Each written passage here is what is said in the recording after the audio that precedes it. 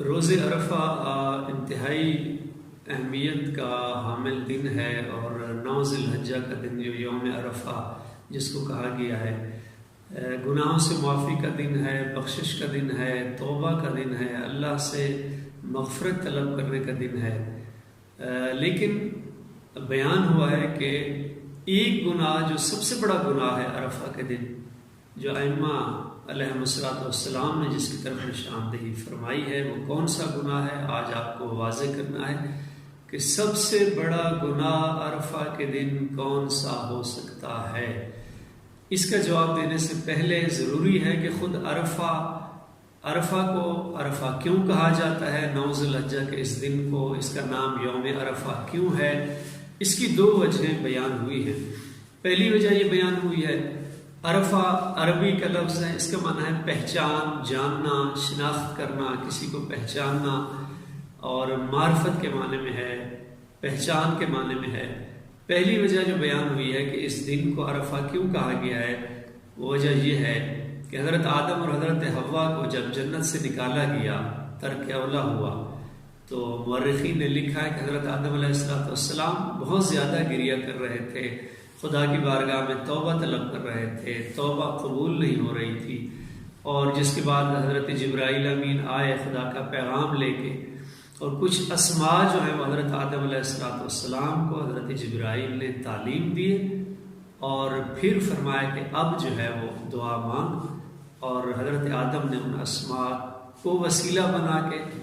جب دعا مانگی پھر توبہ قبول ہوئی، اور وہ اسماء جو ہیں وہ پنجتن پاک علیہ السلام کے اسماء تھے، اور وہ دعا یوں کی حضرت آدم نے، یا محمود بحق محمد، یا عالی بحق علی، یا فاطر بحق فاطمہ،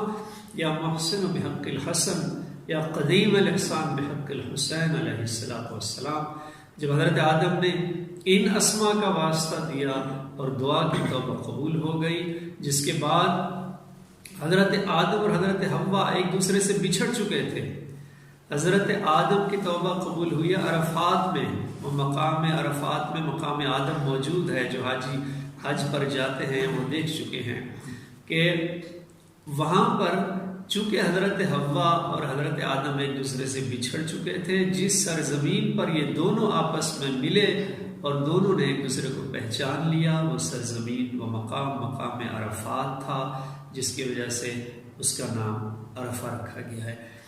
اور 9 ذی الحجہ کا دن تھا۔ تو ایک وجہ جو بیان ہوئی وہ یہ ہے کہ چونکہ حضرت آدم اور حضرت حوا کافی عرصے بچھڑنے کے بعد جب ملے ایک دوسرے کے ساتھ، پہچان لیا، جان لیا ایک دوسرے کو، تو وہ مقام، وہ دن عرفہ کہلانے لگا۔ دوسری وجہ جو بیان ہوئی وہ یہ ہوئی ہے کہ حضرت ابراہیم نے، خلیل اللہ نے خدا سے دعا کی، وَأَرِنَا مَنَاسِكَنَا، سورہ بقرہ آیت نمبر 128۔ حضرت ابراہیم نے خدا سے یہ دعا کی، خدایا مجھے مناسک حج دکھا دے، یہ حج کے مناسک اور عبادات کیسے انجام دینے ہیں۔ تو خدا نے حضرت جبرائیل امین کو بھیجا، حضرت جبرائیل امین نے وہ مناسک حج تعلیم دیے، اور اس کے بعد پوچھا حضرت جبرائیل نے کہ عرفتا، اے ابراہیم کیا تو جان چکا ان مناسک حج کو؟ حضرت ابراہیم نے جواب دیا، عرف تو ہاں، میں نے پہچان لی ہے، ان کی معرفت حاصل کر لی ہے۔ تو دوسری وجہ یہ بیان ہوئی ہے، اس لیے چونکہ یہ بھی مقام عرفات میں ہوا تھا، جب حضرت جبرائیل امین نے حضرت ابراہیم علیہ السلام کو جو مناسک حج تعلیم دیے تھے، اور ان مناسک کو جس دن اور جس مقام پر حضرت ابراہیم نے سیکھا تھا اور جانا تھا، وہ عرفات کا مقام تھا، وہ دن عرفہ کا دن تھا، اس لیے اس کو عرفہ کہا جاتا ہے۔ یہ دن، اس دن کی اہمیت کیا ہے؟ سب سے بڑا گناہ کون سا گناہ ہے، جو میں نے پہلے سوال اٹھایا؟ دیکھیے امام جعفر صادق علیہ السلام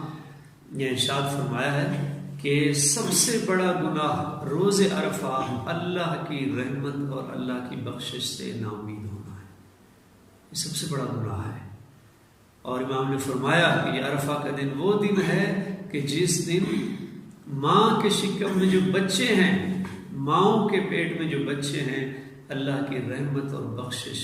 ان کو شامل ہوتی ہے، وہ بھی خدا کی رحمت کے مشمول ہوتے ہیں۔ لہذا اس دن اگر کوئی یہ تصور میں لائے، یہ گمان کرے کہ میں شاید نہیں بخشا گیا، میرے گناہوں کو معاف نہیں کیا گیا، سب سے بڑا گناہ عرفہ کے دن خدا کی رحمت سے نا امیدی ہے، مایوس ہونا ہے، اور یہ تصور کرنا ہے کہ خدا نے مجھے نہیں بخشا۔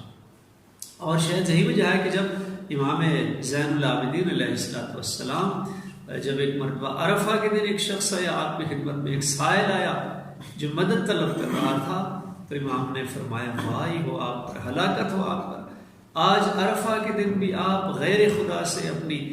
حاجات طلب کر رہے ہیں۔ آج کے دن تو خدا کی بارگاہ میں جو طلب کرے گا اس کو خدا وہ یقیناً دے گا، اور یہ اکرام کا دن ہے، انعام کا دن ہے، خدا کی بخشش اور رحمت کی فراوانی ہے، کثرت ہے۔ آج آؤ خدا کی بارگاہ میں، خدا سے جو حاجت مانگو، جو طلب کرو، اللہ وہ حاجت ضرور پوری کرے گا۔ لیکن دوستو ایک نقطہ ذہن میں رہے کہ عرفہ کے دن جہاں بہت سارے اور اعمال ہیں، دعائے عرفہ پڑھنی ہے، وہاں سب سے بہترین عمل امام حسین علیہ السلام کی زیارت ہے۔ اگر آپ کربلا کے میدان میں نہیں جا سکے، اگر آپ حج پر نہیں جا سکے، کرونا کی وجہ سے مقام عرفات میں نہیں جا سکے، تو دور سے آپ اپنے گھر سے، اپنے گھر کی چھت سے، اپنی مسجد سے، اپنے محلے سے ایک دفعہ سلام کر لیں، السلام علیکہ یا ابا عبداللہ، اے آقا ہمارا سلام ہو۔ اور یہ دور سے سلام کی یہ سنت حضرت مسلم بن عقیل کی سنت ہے کہ جب آپ کو دارالمارا کی چھت پر لے جایا گیا کوفہ میں، اور آپ کا جب سر قلم ہونے لگا، اس وقت آپ نے کربلا کا رخ کیا تھا اور دور سے مولا حسین کو یہ سلام کیا تھا، السلام علیکہ یا ابا عبداللہ، اے مولا ہمارا آپ پر سلام ہو۔